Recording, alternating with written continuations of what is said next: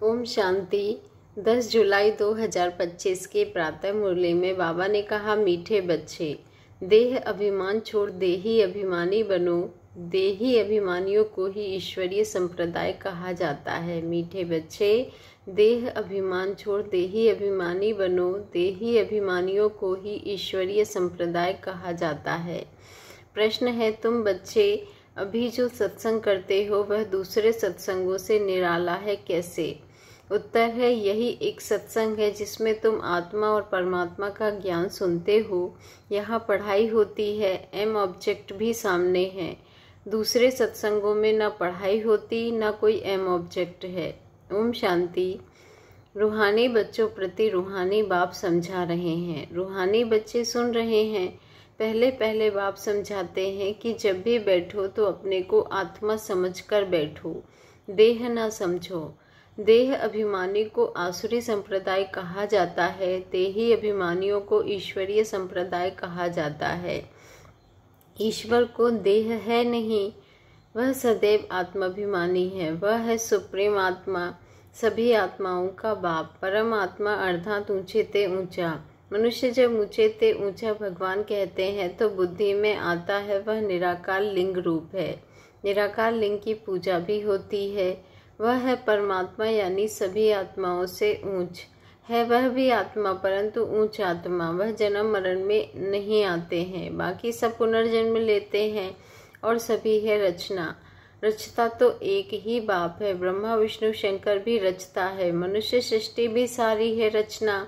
रचता को बाप कहा जाता है। पुरुष को भी रचता कहा जाता है। स्त्री को अडॉप्ट करते हैं, फिर उनसे क्रिएट करते हैं, पालना करते हैं, बस विनाश नहीं करते हैं। और जो धर्म स्थापक होते हैं वह भी क्रिएट करते हैं, फिर उनकी पालना करते हैं, विनाश कोई भी नहीं करते।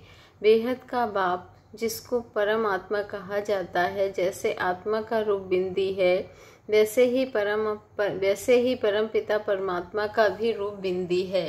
बाकी इतना बड़ा जो लिंग बनाते हैं वह सब भक्ति मार्ग में पूजा के कारण। बिंदी की पूजा कैसे हो सकती? भारत में रुद्र यज्ञ रचते हैं तो मिट्टी का शिवलिंग और शालिग्राम बनाकर फिर उनकी पूजा करते हैं। उनको रुद्र यज्ञ कहा जाता है। वास्तव में असली नाम है राजस्व अश्वमेध अविनाशी रुद्र गीता ज्ञान यज्ञ, जो शास्त्रों में भी लिखा हुआ है। अब बाप बच्चों को कहते हैं, अपने को आत्मा समझो और जो भी सत्संग है उसमें आत्मा या परमात्मा का ज्ञान न कोई में है न दे सकते हैं। यहाँ तो कोई एम ऑब्जेक्ट होती नहीं। तुम बच्चे तो अभी पढ़ाई पढ़ रहे हो। तुम जानते हो आत्मा शरीर में प्रवेश करती है। आत्मा अविनाशी है, शरीर विनाशी है। शरीर द्वारा पाठ बजाती है। आत्मा तो अशरीरी है ना। कहते भी हैं नंगे आए हैं नंगे जाना है। शरीर धारण किया फिर शरीर छोड़कर नंगे जाना है। यहाँ बाप तुम बच्चों को ही बैठ समझाते हैं। यह भी बच्चे जानते हैं, भारत में सतयुग था तो देवी देवताओं का राज्य था, एक ही धर्म था। यह भी भारतवासी नहीं जानते हैं। भारत को जिसने नहीं जाना उसने कुछ नहीं जाना। प्राचीन ऋषि मुनि भी कहते थे, हम रचता और रचना को नहीं जानते हैं। रचयिता है बेहद का बाप, वही रचना के आदि मध्य अंत को जानते हैं।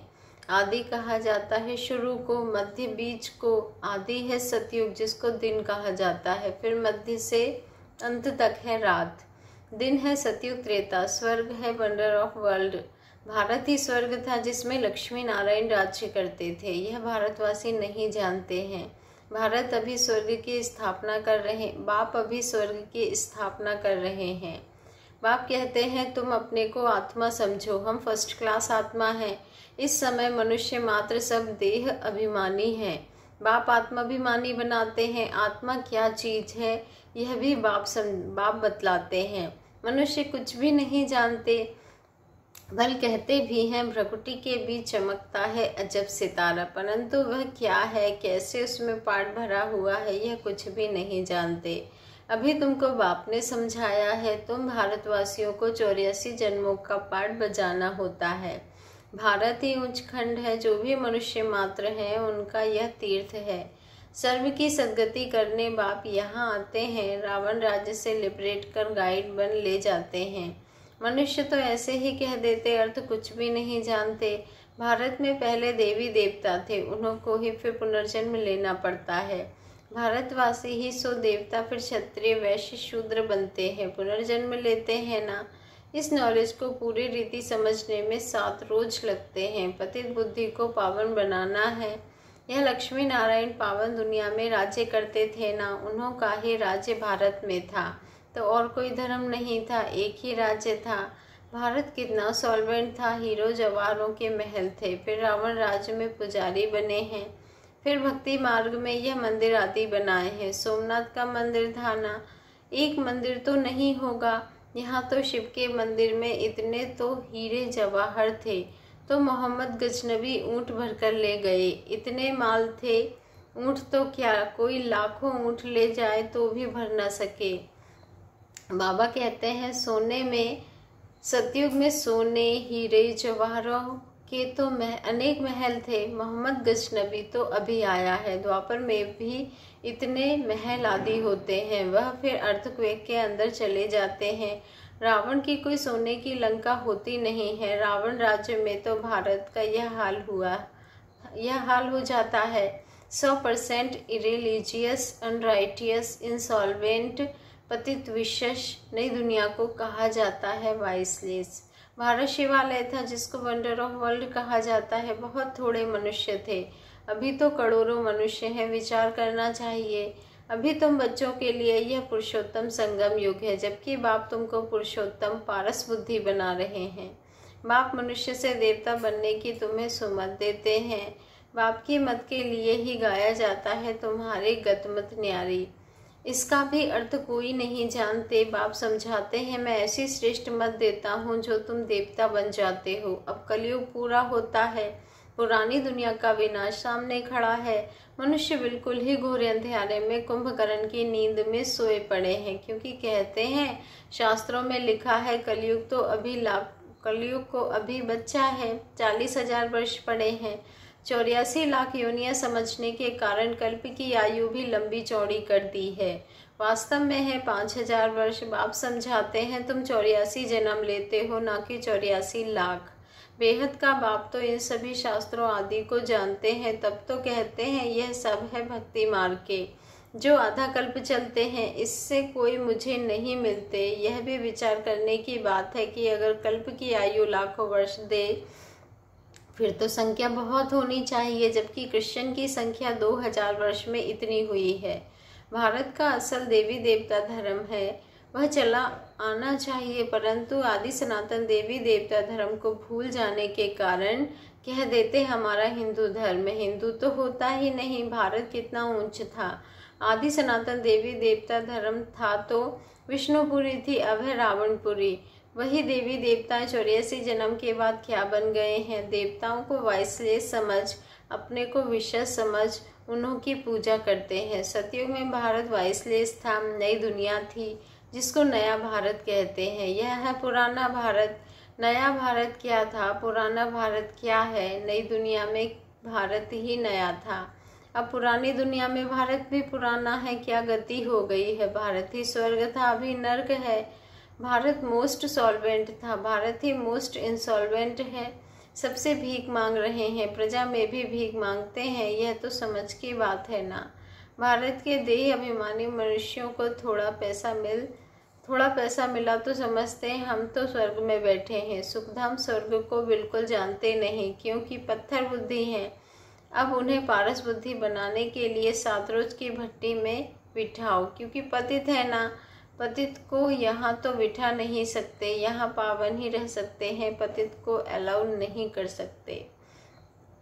तुम अभी पुरुषोत्तम संगम युग पर बैठे हो, जानते हो बाबा हमको ऐसा पुरुषोत्तम बनाते हैं। यह सच्ची सत्यनारायण की कथा है। सत्य बाप तुमको नर से नारायण बनने का राजयोग सिखला रहे हैं। ज्ञान सिर्फ एक बाप के पास है, जिसको ज्ञान का सागर कहा जाता है, शांति का सागर, पवित्रता का सागर। यह उस एक की ही महिमा है, दूसरे कोई की महिमा हो नहीं सकती। देवताओं की महिमा अलग है, परमपिता परमात्मा शिव की महिमा अलग है, वह है बाप। श्री कृष्ण है देवता, सूर्यवंशी सो चंद्रवंशी सो वैश्यवंशी। मनुष्य हमसों का अर्थ भी नहीं समझते, हम आत्मा सो परमात्मा कह देते हैं। कितना रॉन्ग है। अभी तुम समझाते हो कि भारत की चढ़ती कला और उतरती कला कैसे होती है, यह है ज्ञान, वह सब है भक्ति। मनुष्य सतयुग में सब पावन थे, राजा रानी का राज्य चलता था, वहाँ वजीर भी नहीं होता है, क्योंकि राजा रानी खुद ही मालिक है, बाप से वर्षा लिया हुआ है, उसमें अकल है। बाबा कहते हैं उनमें अकल है। लक्ष्मी नारायण को कोई के राय लेने की दरकार नहीं है, वहाँ वजीर होते नहीं। भारत जैसा पवित्र देश कोई था नहीं, भारत पवित्र महान पवित्र देश था, नाम ही था स्वर्ग, अभी है नर्क, नर्क से फिर स्वर्ग बाप ही बनाएगा। अच्छा, मीठे मीठे सिक्के लधे बच्चों प्रति माता पिता बाप दादा का याद प्यार और गुड मॉर्निंग। रूहानी बाप के रूहानी बच्चों को नमस्ते, और हम रूहानी बच्चों की रूहानी माता पिता बाप दादा को दिल से याद प्यार, गुड मॉर्निंग और नमस्ते। शुक्रिया बाबा, शुक्रिया। धारणा के लिए मुख्य सार है, फर्स्ट पॉइंट है, एक बाप की सुमत पर चलकर मनुष्य से देवता बनना है।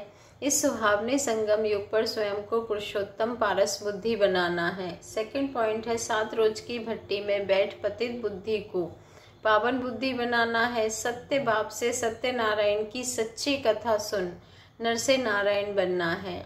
आज का वरदान है, हर खजाने को बाप के डायरेक्शन प्रमाण कार्य में लगाने वाले ऑनेस्ट व ईमानदार भव।